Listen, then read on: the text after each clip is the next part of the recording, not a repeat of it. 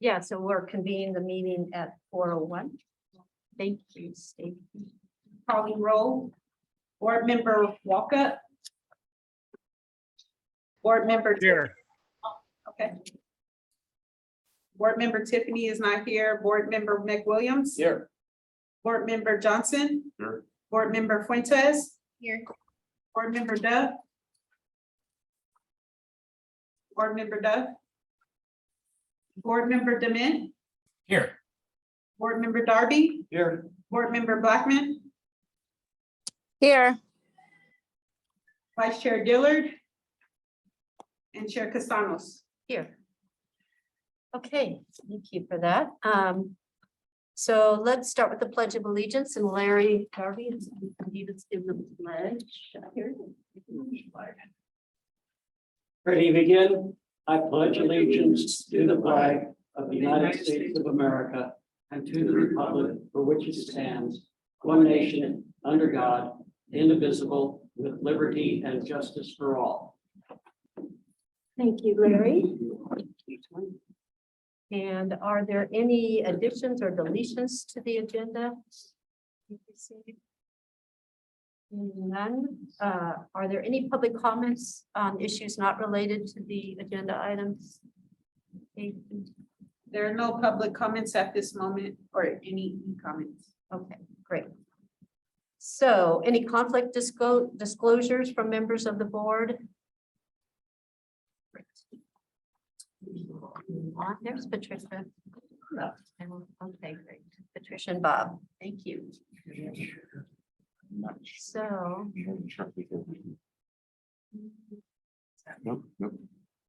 Patricia, you're right here.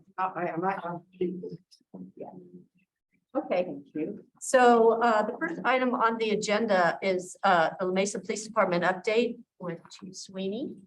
Thank you, Chair. Appreciate it. It's great to see everybody. Just a couple things that I wanted to just go over. Obviously, I go over our staffing all the time. We are currently still down 3 police officer positions. We have 2 graduating the academy on August 16th. Be nice to get them out. Unfortunately, we did have a few injuries, here internally, so we currently have 5 police officers out on injury leave. Hopefully not too long. We have the chat with the chief that I had talked about. So we're starting to make plans for that right now. The 2 dates are August 8th and August 25th. The August 8th date will be at Journey Community Church. And the August 25th date will be at the community center.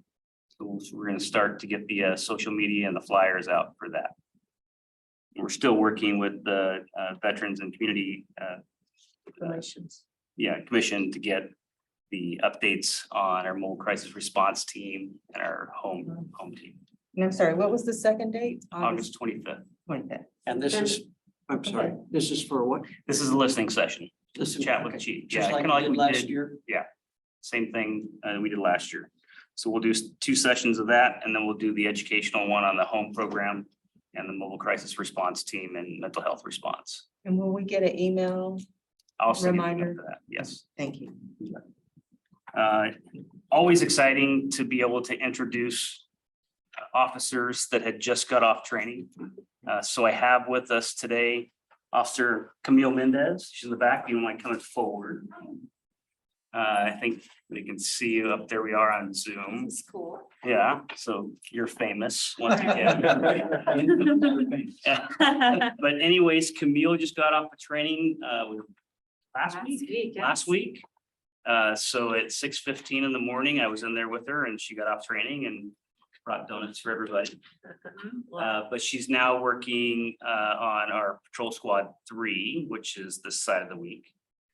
And out there on her own, but I wanted Camille to introduce herself to you and give her a little background, and then whatever she misses, I'll fill in. Hi, everyone. I'm Camille Mendez. I guess before this, I did medical device sales. And even before that, I graduated from San Diego State University and then graduated from Central Michigan University with my master's degree. When I was in sales, I always thought that I wanted to give back to my community. Being a police officer always attracted me just because it was a way to serve the community. La Mesa's pretty special to me. I grew up in La Mesa and around La Mesa for my entire life. So I'm very familiar with La Mesa. I shop in La Mesa. I do everything in La Mesa. So it made sense if I wanted to do patrol, and be a police officer, to do it in La Mesa. I'm very fortunate to be with this department. Everyone's been really welcoming, and helpful. Training went really smoothly. Still have a lot to learn, but happy to be here and happy to meet all of you guys. Welcome. Welcome. All right, two things Camille did leave out is that we got her from the San Diego County Sheriff's Department. Yes, I We're- started with got the a sheriff. So she went to the police academy with a few of our officers, and she was hired by San Diego County Sheriff's Department, where she was working in corrections, law enforcement corrections, but at the jail, Las Colinas. Las yes. Colinas. Lovely. And then we were fortunate enough to pick her up and bring her over here to La Mesa. And what else she's not telling you is that in 2008, she was Miss La Mesa. Oh, Oh, wow. interesting. Yeah. That's great. So she has some pageant history. In 2011, she was Miss Greater San Diego. Greater San Diego, and then she finished in the top 20 of Miss California in I buy more than 2012. I do. Yes, yeah, so I definitely, that's how really kind of where I started, working with the community, and La Mesa was doing pageants. It was just a great way to be involved with Oktoberfest. I went to some of the board meetings, and just got to know the community that way. And so that's why La Mesa will always have a special place in my heart. That's great. Okay.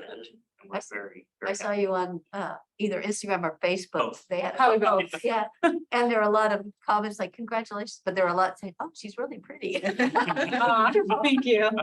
Appreciate it. all right. And we're glad you hired a female, so Yes. congratulations to you for that. Good job. We've been doing quite a bit of that lately. Good. All right. Thank you. Thank you. Thank you. All right, that's always the exciting part. Especially you can see the excitement in her eyes. She just came from a call, so, and she's like, I don't know if I'm gonna be able to make it. So, but fortunately, she was able to. The last thing I just wanted to go over briefly was, I know we touched on it last meeting about active shooter and some of the trainings that we're doing. We're currently doing that right now within the department. But I wanted to touch on two things, just so that number one, you'd hear it from me and kind of we, take a look at the difference in what we're doing now and how active shooter kind of changes that focus mentality.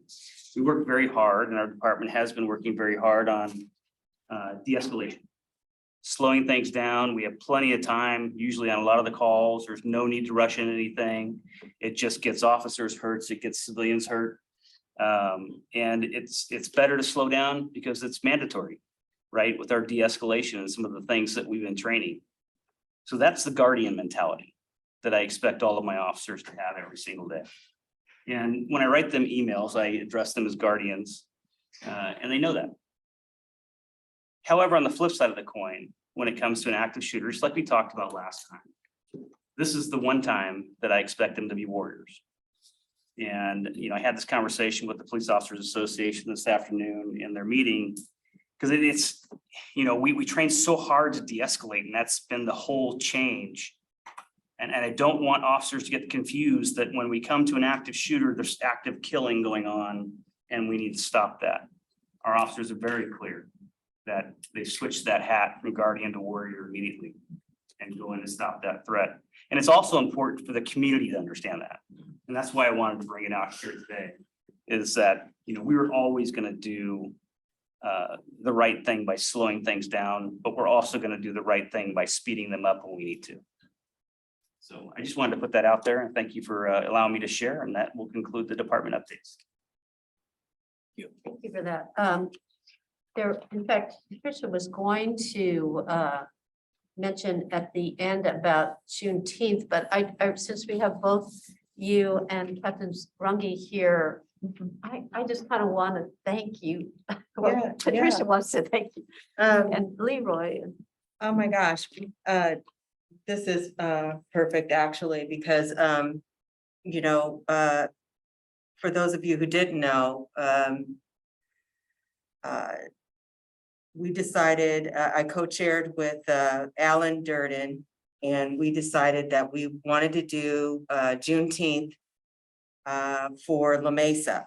We thought this would be a great way to bring the community together and introduce Juneteenth with education and just a collective community effort. And we had, I think, almost 40 volunteers came together. We started actually last year, starting to put this together.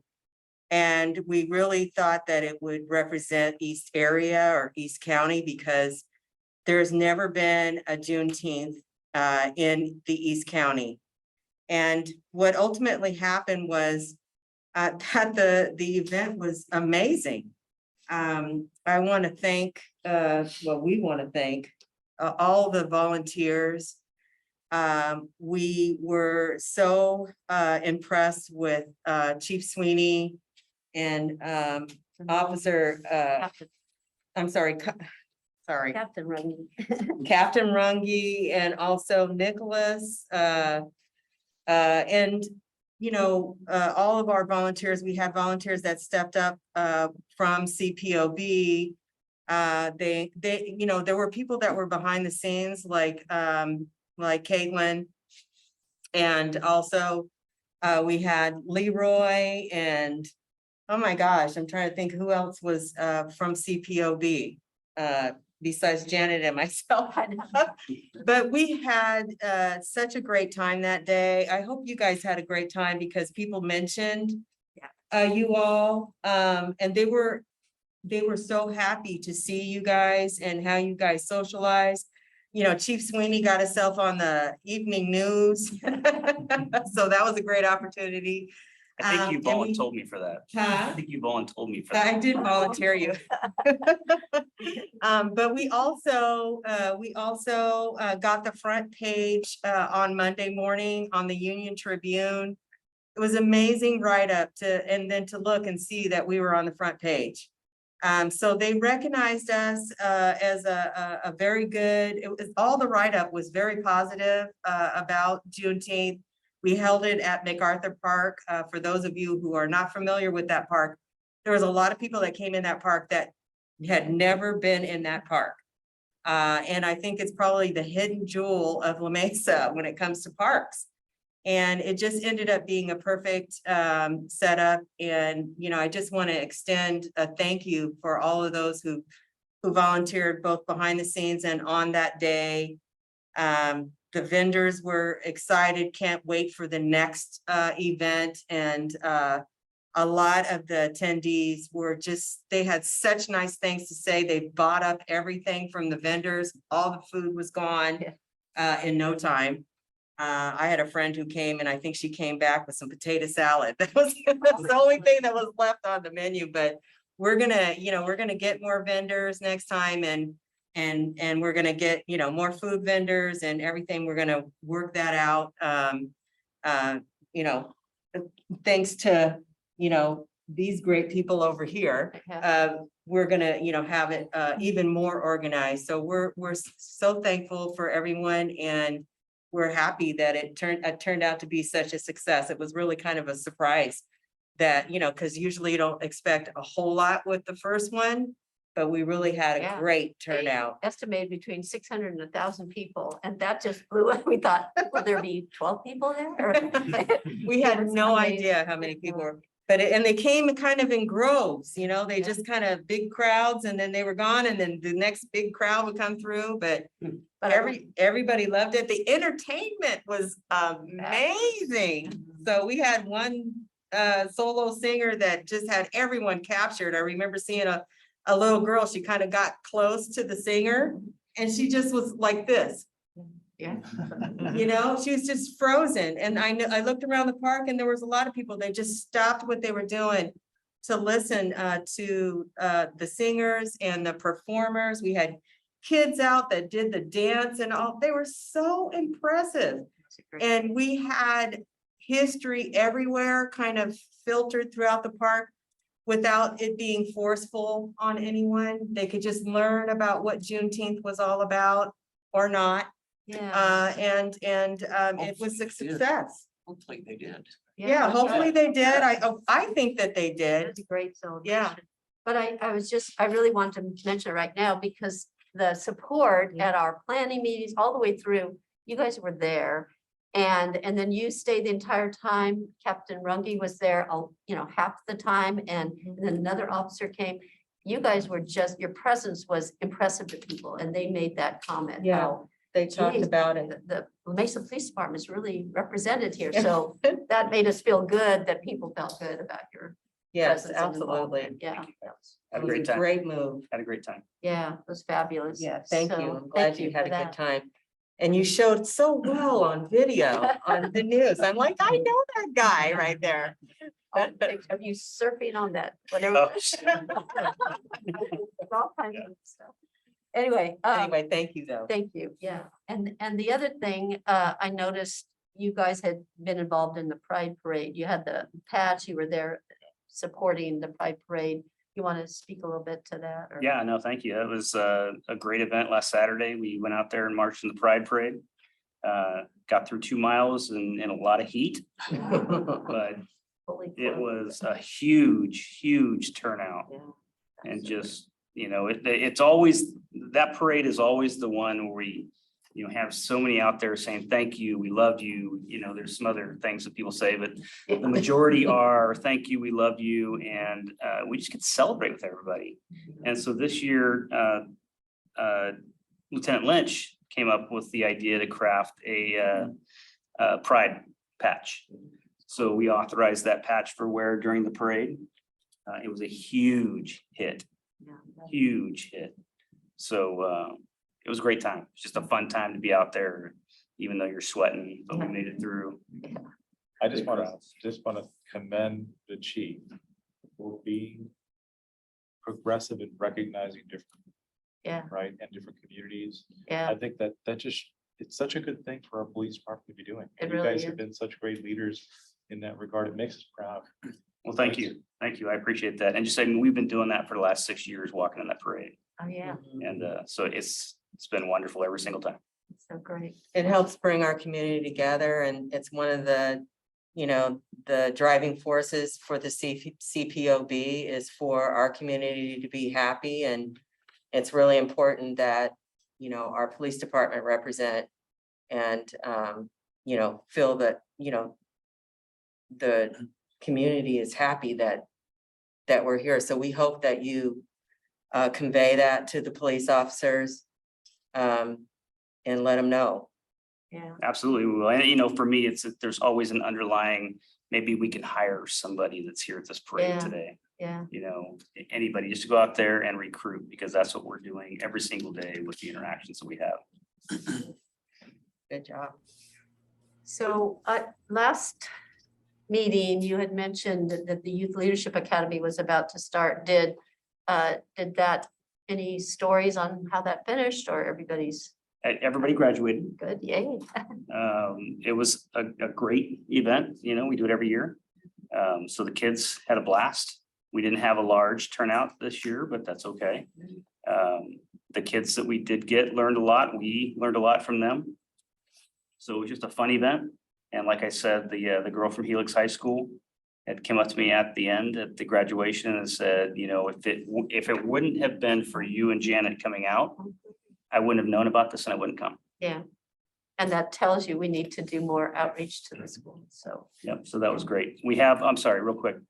We do have another Game Changer event Oh, great. coming up on August 18th. So we're looking for volunteers for that. That will be it's going to be actually in person, Okay, good. and we're going to be at the San Diego Convention Center initially doing the Game Changer event and the meal. And then from there, we're going to go over and watch a Padres game. Oh, cool. So that'll be excited. August 18th, I will get you times on that. And so Helix is gonna work with you on, We're gonna reach out to Helix, Grossmont High School, and this is really open to anyone in the community. okay, So we're not solely focused on kids. If I get all kids, that's great. But if I don't, we can get some community members that want to go and do the game changer event and see how that is. Everybody can learn from it. Absolutely.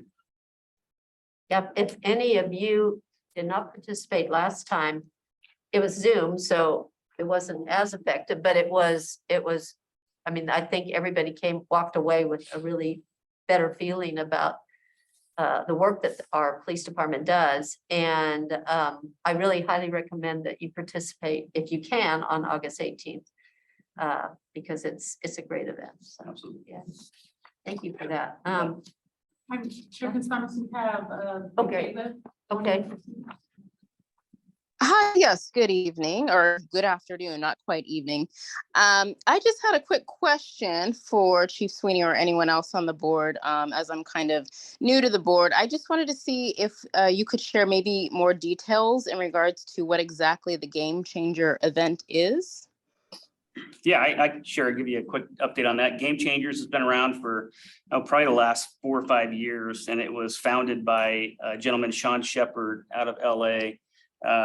Game Changers is an event meant to bring police and the community together out of uniform to have conversations about maybe some perceptions, misperceptions that are out there. We go in, we take a survey, a pre-event survey about your perceptions of police perceptions of community, things of that nature. And then we have a mediated conversation. So Sean Shepard and his team facilitate that mediated conversation. I think in the Zoom, they broke into different groups. Typically, it's done in one big focus group. And then when we're done, you take a post test that's at the very end. But we add the 2 things in there. Like I said, the meal. So when it's not on Zoom, we sit down and actually have a meal together, break bread together, and then we go see a sporting event. And the interesting thing is when these usually start, police officers that are, not as old as me, but younger that come to these things and they're in civilian clothes, people are looking at each other and they have no idea who the police officer is and who the community member is because we all look the same, right? So that's the idea of Game Changers, is to get the police and the community talking, getting to know each other as humans, and then enjoying a meal and a sporting event together. And thank you for that question, Michaela, because, it's really important that we explain things. We all assume everybody knows, but yeah, it's those of you who've just recently joined may not know what Game Changer is. So thank you for that question. This is Christian Dement. Can I just jump in and just share that I had the opportunity to participate in a Game Changer event during the pandemic on Zoom. And I was really impressed by the La Mesa Police Department's representation there, but also how engaged the high school students were in that. And it was just a really great conversation that I just felt was a great bridge builder between high school students and the law enforcement. And I think it helps in building positive relationships. So I definitely would advocate for everybody to have that experience. Yeah, thank you for that. Definitely was a great experience. I think we all learned a lot. So it was wonderful. Any other questions or comments for the chief? I do. I have a question. Going back to the active shooter training, I was wondering if you guys had scheduled any drills at a school. Right now, we're working at one of the local churches doing drills with our folks. And then our special response team have reached out to the schools. They're not back in session yet. But yes, we do drills with them, typically not when kids are in school. But we do have sit-down conversations and trainings with the teachers. So that's coming up, I imagine, right? Once. Yes, correct. Thank you, Anna. The follow-up on the active shooter training, we had talked last time, I think Bob brought it up about having a community forum that addresses youth safety, youth involvement, youth engagement, something that all focuses around youth and their safety in school. And I think you had talked about like the layout of the various schools and that sort of thing. And I think a community forum that, as we're talking about forums that are theme-based in the future, that would be, I think, very popular one. I agree. Yeah. That So- as we get probably, I mean, there's never enough time to do all these. I There's know. so many things that we want to do, but I think that's a great idea. Yeah. To get that community forum. I I don't don't know know if how you find time to do what you do. I know. Well, it's not just me. We have, our officers are working a lot of overtime. My staff is doing a lot of work for me, which I really appreciate. Yeah, But those are all great ideas that, when we have time to plug it in, we will absolutely plug it in. But the conversation is always ongoing. So it's not like, we wait until one time to have the conversation. The conversation is ongoing with, our community leaders, with our faith leaders that I still have conversations with. And just people in the community and teachers that are engaged with us and making sure that they have the information that they need. You're welcome. any other comments, questions? Yes. I have a Oh, question go ahead. for the chief. Chief, is there a standard set of protocols for the active shooter situations that are taught to schools, churches, and all that? There are, typically it's been run, hide, fight has been the training for the schools, churches. And that's has been a training that's been going on for the last several years. And that's, obviously if you can run, you run. If you can hide in a classroom where you're safe or in a building where you're safe and they can't get access. And then your last, obviously effort is to fight. So that's the training that's been going on within the schools. It's the run, hide, fight theory. As you know, by watching some of the recent events, sometimes there's not time to do a lot of that. So, but it's still the training that we give them. And the schools themselves have their internal training that they do with their staff. But we also provide some extra training for them, because I think it's important for not only the students, but the teachers to know what we're going to do when we come in. Because the scariest thing in the world, I think, for somebody who's going through that, is to see a police officer step over somebody that's injured and keep going. And, that's the education piece that we try to push out, is the initial police officer response is to find and eliminate the threat. To stop the killing, the active killing. And secondary is medical teams that will come in for that stuff. So yeah, we do that training with the schools. And then when we're talking to our officers, they get kind of the, what to expect. We try and make the training as real as possible, because, even for a police officer, we're humans. If you're stepping over somebody that's injured and crying out for your help, that's a tough thing to swallow. But our first duty, like I said, is to put that warrior hat on, go find that threat and stop it. All right. Thank Now, you. Chief, as we've had obviously quite a series of these horrible events, are you guys getting more training in this? Have your protocols changed as things went on? Our protocols have not changed. They've always been the same as far as active shooter protocols. Like I said in the last meeting, nothing has changed about what our role is when it comes to active shooter. We have to stop that threat, and we have to stop that threat now. You can't wait. You can't set up a perimeter. You can't set up a command post and wait for people to get in. You have to get in there and stop that threat, stop people from being killed. That has been San Diego County protocol for many years. And it's what we've trained. As a matter of fact, we were out doing training on the active shooter scenarios today. So, we're constantly doing it. But to answer your question, the training has not changed. The mentality has changed. And that's why, I need to make sure, I think every law enforcement official in this country needs to make sure that although we're asking our officers to de-escalate every day and slow things down, there's a different hat that you put on when it comes to this situation. And de-escalation at that time, as long as there is active killing, is out the window. We'll worry about slowing things down once we stop that threat. I think at the last, I'm about to talk about the ad hoc committee. So if everybody's finished with the presentation by the chief, I don't know if there are any more questions. I wanted to move on and just kind of throw something to the chief, but the report out from the Community Police Oversight Board Community Outreach Ad Hoc Subcommittee. Members are myself, Caitlin, Tiffany, Leroy Johnson, Anna Fuentes, and Christian Dement.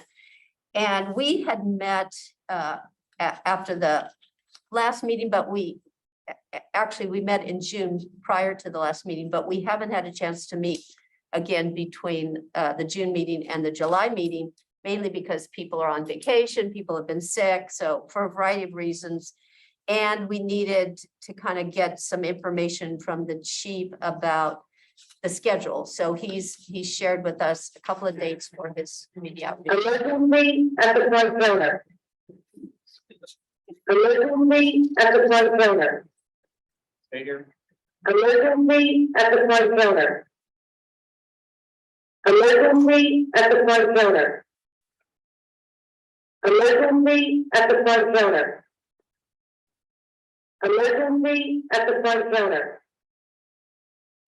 Emergency at the front counter. Sorry, we're trying to get this turned off. Everything's okay. Emergency at the front counter. Emergency at the front counter. Emergency at the front counter. Emergency at the front counter. Emergency at the front counter. Emergency at the front counter. Emergency at the front counter. Emergency at the front counter. Emergency at the front counter. Emergency at the front counter. Emergency at the front counter. Sorry about that.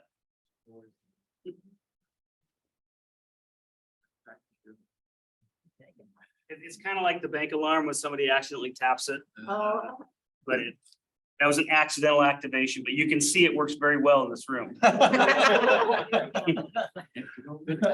Yeah. Other than you, yeah.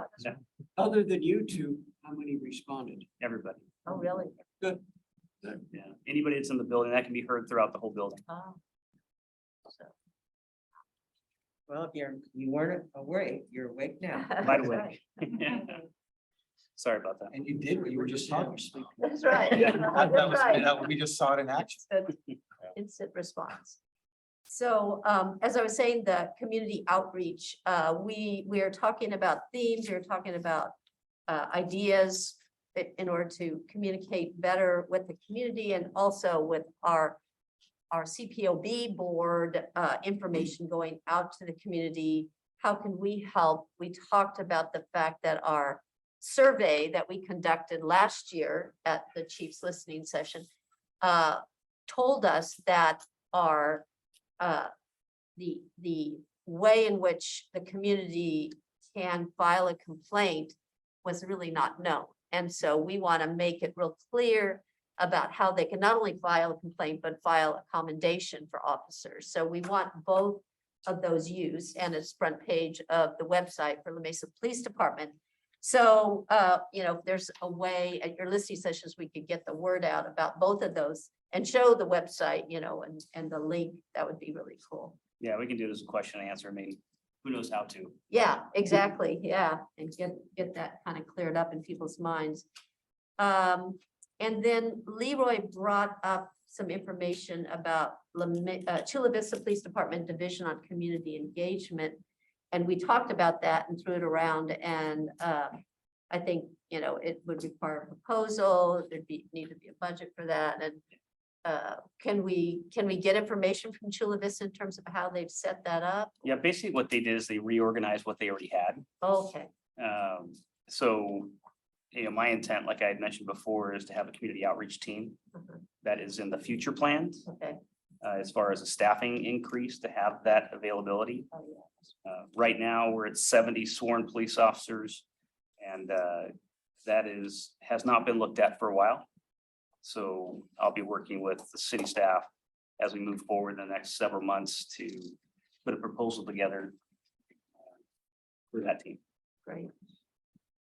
Any other comments about the community outreach? We're planning to schedule another meeting probably sometime in August to follow up with the chief's listening sessions, but ways in which we can better communicate about the work we do and about the work our police department does to make sure the communities has a better understanding and invite people to participate even in ride-alongs. And hopefully all of you have done that. It's a really great experience.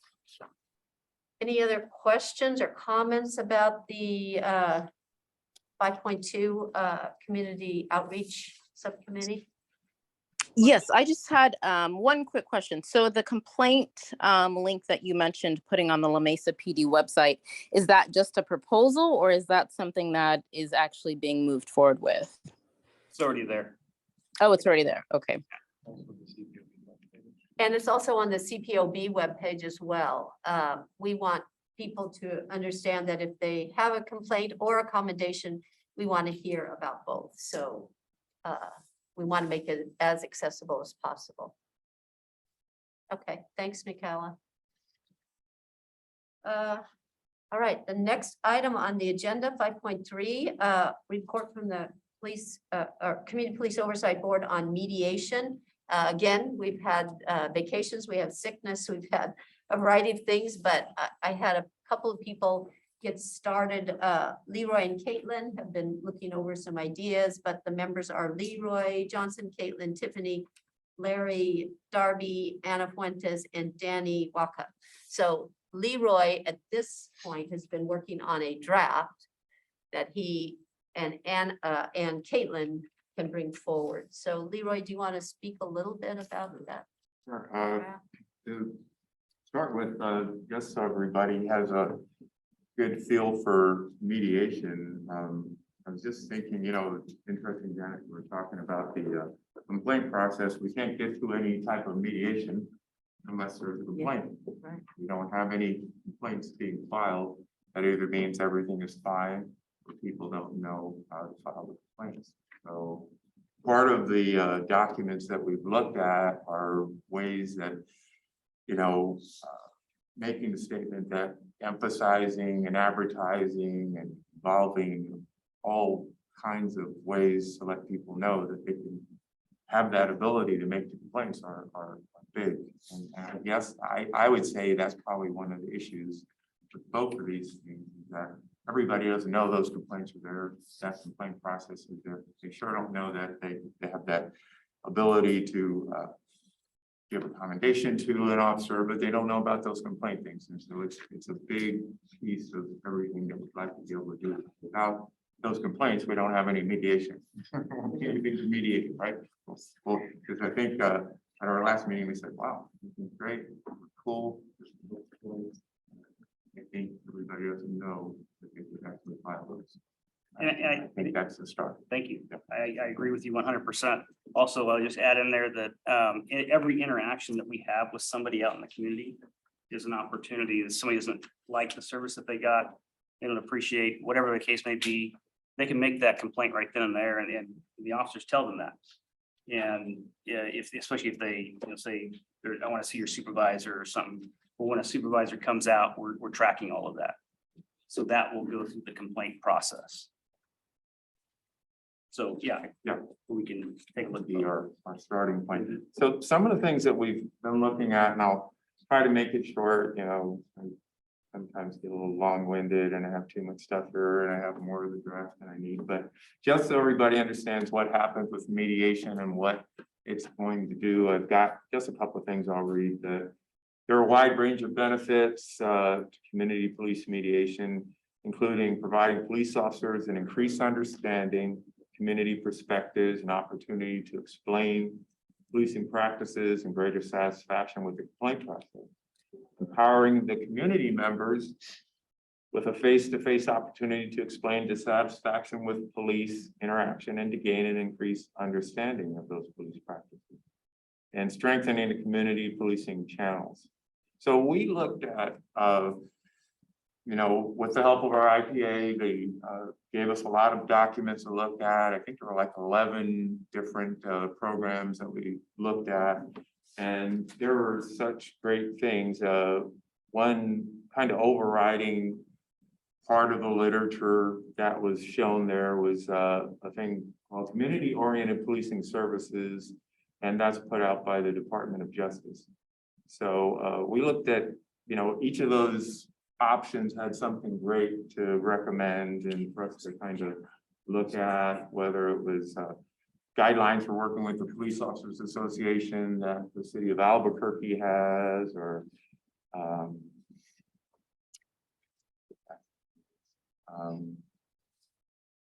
the breakdown of the rules that govern the mediation process from the city of Houston. And the one we found that was the most valuable to us was the city of Seattle. We're impressed with that. They actually took all of the best practices, put them in a document on the left-hand side and said, and the right-hand side, here's what we do in Seattle, and here's what our grade is. Once we ask the mediators, we ask the people who've gone through mediation, we ask the police officers who participated. And so it was a great look at it, an overall look. And so I thought it was really impressive.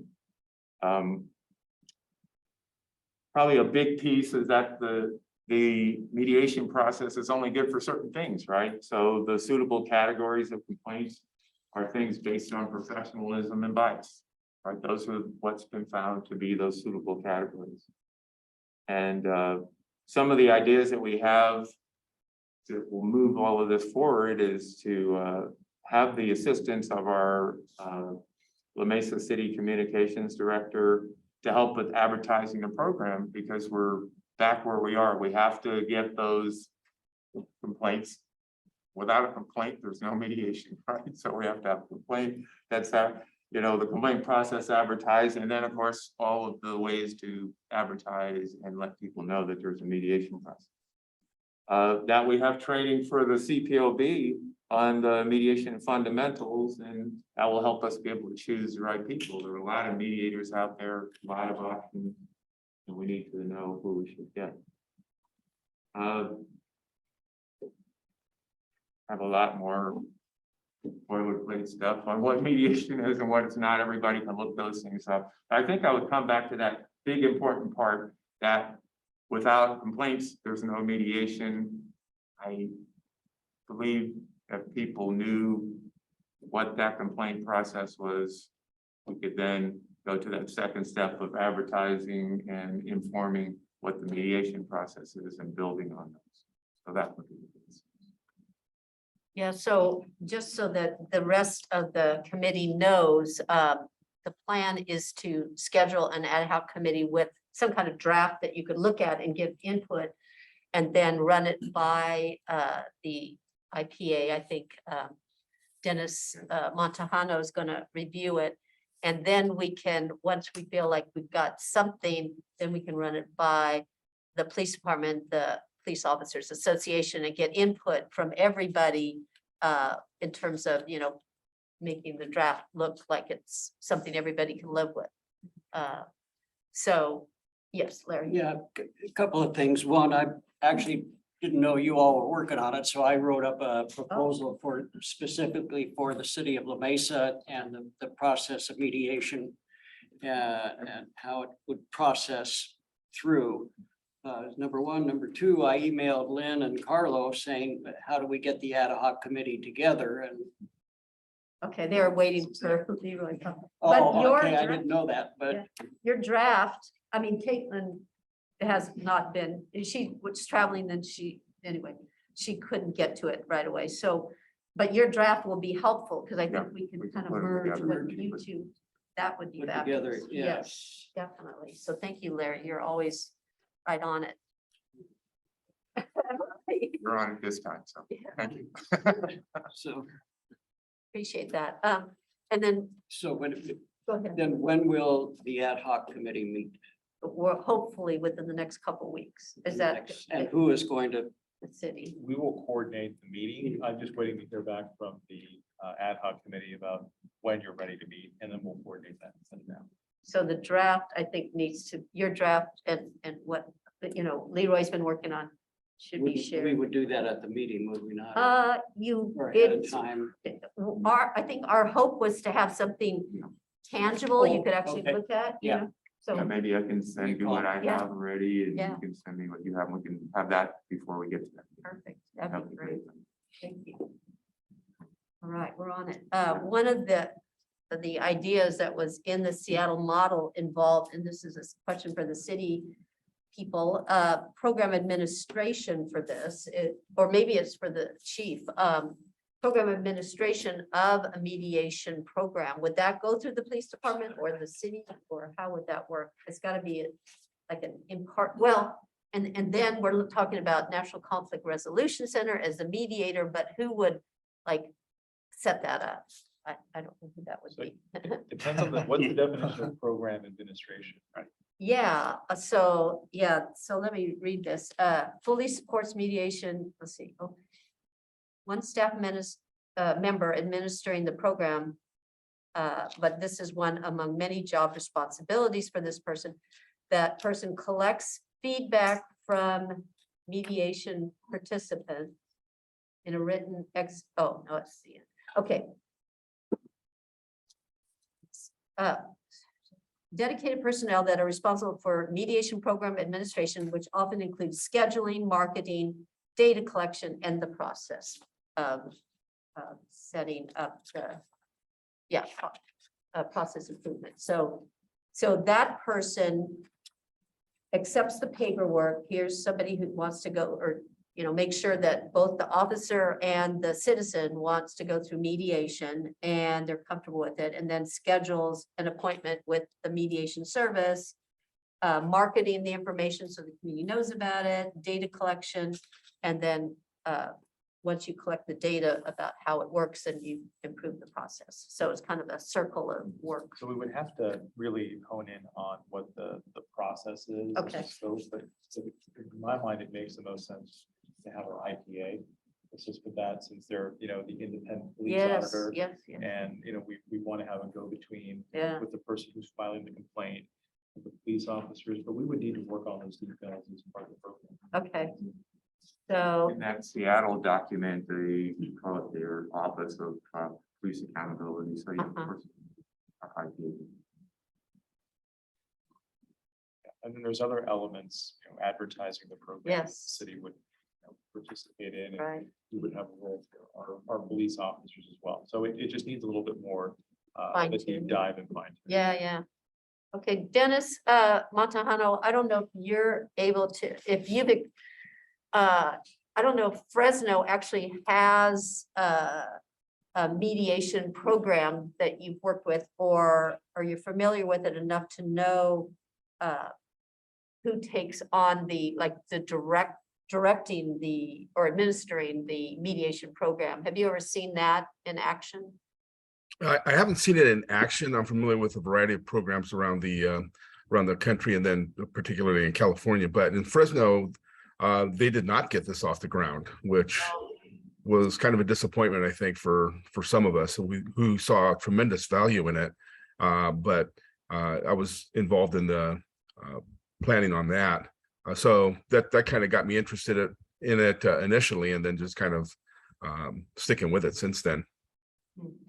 Okay, well, great. If So- one of the captains, maybe be the administrator. I think that would have to be down the road. And the only reason I say that, the Office of Professional Accountability is technically an internal affairs office. We don't have an internal affairs office. Yeah. We have, the sergeants or lieutenants or captains, depending on the level of the discipline, that typically do the internal affairs investigations. Yeah, So it's not like we have a Department of Internal Affairs. yeah, and you almost need it to be a little bit separate from the police department, but I don't know, so that's why I was asking that question. But, as I was looking over the Seattle model, that kind of came up in my head. Other questions about the mediation program? So we'll try to get that scheduled soon, once you two. And I think Caitlin wants to weigh in on the draft as well, so we'll get her. Great. Okay. Next item on the agenda, 5.4, proposed community police oversight board audit. This is a motion that we're recommending that the independent police auditor pursuant to La Mesa Municipal Code, section 2.3.100C and Article 8 of the CPOB's procedure. Provide to the CPOB via general counsel written audit reports of the 10 historical La Mesa Police Department cases reviewed. So moved. We have a second. I'll second.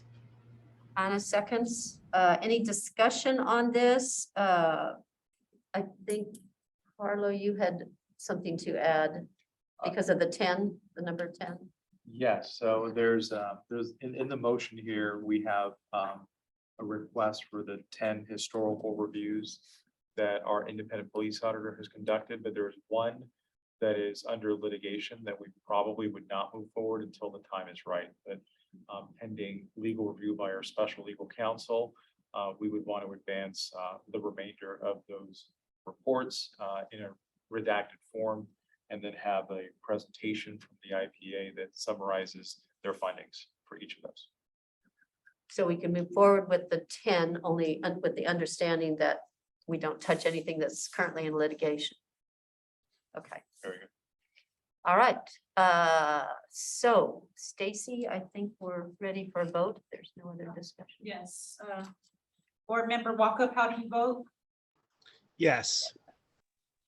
Board Member McWilliams, how do you vote? Yes. Board Member Johnson, how do you vote? Yes. Board Member Fuentes, how do you vote? Yes. Board Member Dove, how do you vote? Yes. Board Member Dement, how do you vote? Yes. Board Member Darby, how do you vote? Yes. Board Member Blackman, how do you vote? Yes. Chair Castanos, how do you vote? Yes.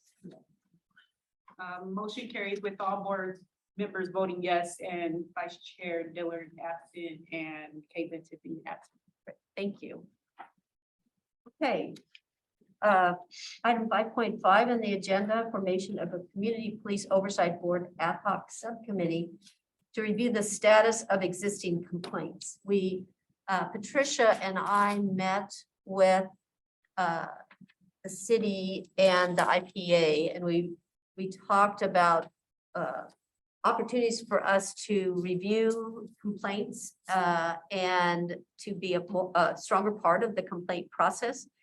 And we came to a conclusion that if we had an ad hoc committee, we can look over the complaints and determine which ones to bring forward for public viewing. And this would be a ad hoc committee of 3 CPOB members, including the chair and vice chair. So for this particular committee, first of all, we need to make a motion to have it. And then secondly, we need to determine who will be the 3rd member on the committee. Any questions about what I just said or anything that isn't? You right? need a motion to form the committee? Yes, we do. So Yeah, the motion is moved. right here. Okay, Bob. Would strike ad hoc out of the motion. An ad hoc committee is a committee comprised of board members and others outside the board. So it would be a subcommittee. Okay, ad hoc is. Let's have our Oh, Dale. Dale, yeah, why don't you help us? My understanding is that a subcommittee of the board could be either a permanent subcommittee or an ad hoc subcommittee, and there are certain Brown Act implications depending on its designation. I think for this one, because the subcommittee will potentially have access to some sensitive information that by state law should not be made public, an ad hoc designation would be more proper in my opinion. As opposed to subcommittee, okay. Okay, so we'll go ahead and keep that wording, and we need a second. Bob, I'll second. okay, and Michael Williams is a second. Who was the, Michael McWilliams. who was the motion? Oh, Bob Duff. Duff. Without any. Yeah. No, Bob Duff, where did that? It might be appropriate, Chair, to also want to designate who the additional rules. Before we vote on it? You can do it as part of the motion. by just Okay. making it easy. Okay, so we need one more member. We thought it'd be a good idea to identify the 3rd member of the committee and we could just vote on it all together.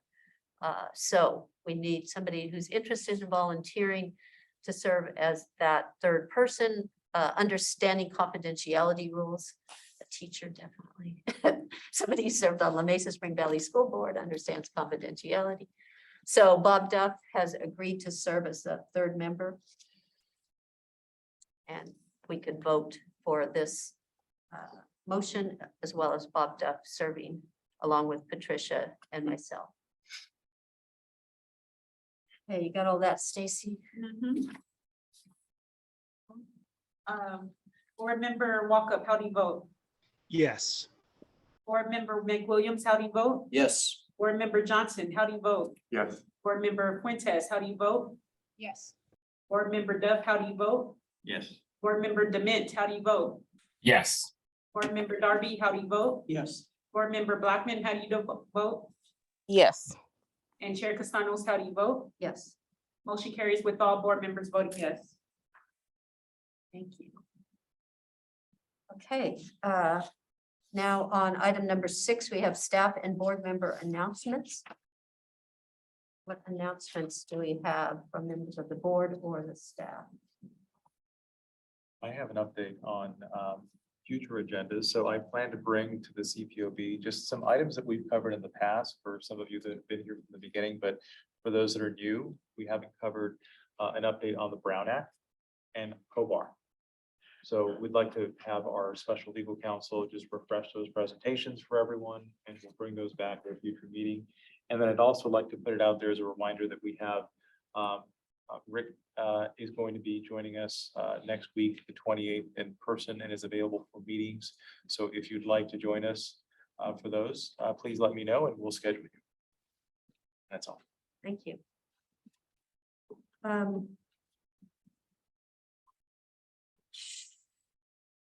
Status of La Mesa. Oh, did we? Oh, there was a question last meeting about La Mesa's community outreach manager position. Is that still in progress?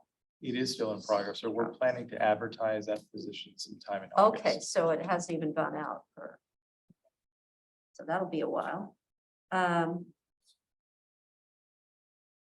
I wanted to just mention that the home program was recognized by the San Diego Grand Jury for an award. And I thought it was pretty impressive. I could find it, but it was great that they recognized our home program because they said it was really well organized. La Mesa Home Program clearly included specific goals and plans, detailed who was responsible for implementation, clearly cited the timeline for deliverables, and provided a metric for how their success would be measured.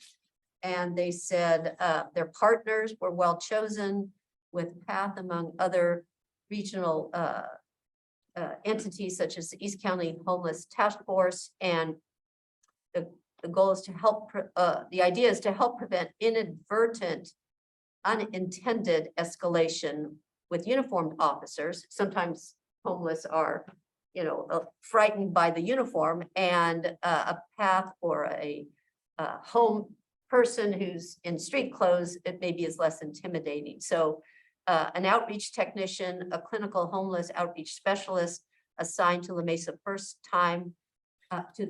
the first time for the pilot year. The program addressed transportation. A preliminary budget included purchase of an 8-passenger van for transportation of homeless individuals to temporary housing. So congratulations on that, recognition. Thank you. For the home program. That was really good news. I was happy to see that in the news. And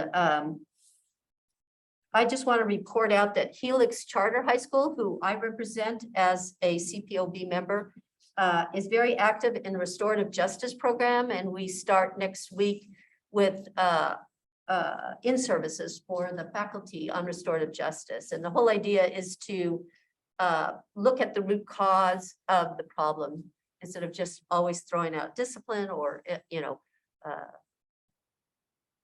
suspending students or, kicking them out of school or whatever it might be. Let's try to find out, did they get sleep? Have they been eating? Are they, subjected to a difficult home environment or living environment? So all of these things are part of the process of just trying to, like the chief and I had spoken at Helix about the school to prison pipeline. We want to address the issues early on, so it doesn't end up that they're kicked out of school and then, they end up in prison years later. We want to address the needs of the students when they're young and hopefully get them help early on. So that's what we're working on. And I just wanted to announce that. I'm really proud of Helix for the work they've been doing on restorative justice.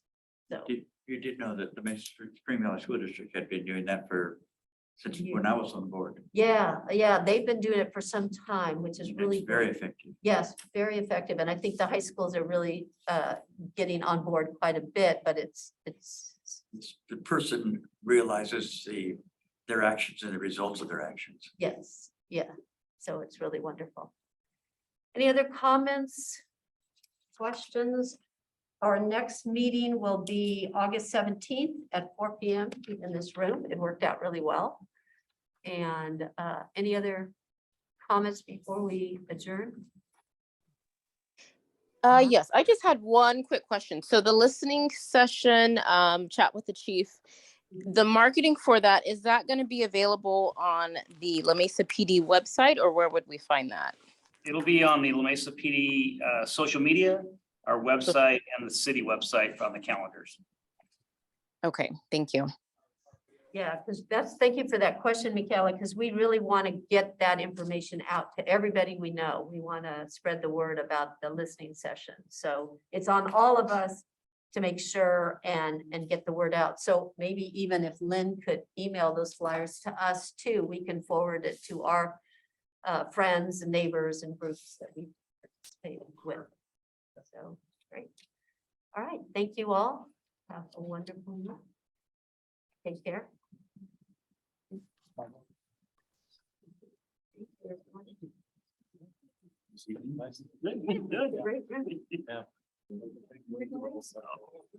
Did Lynn do that?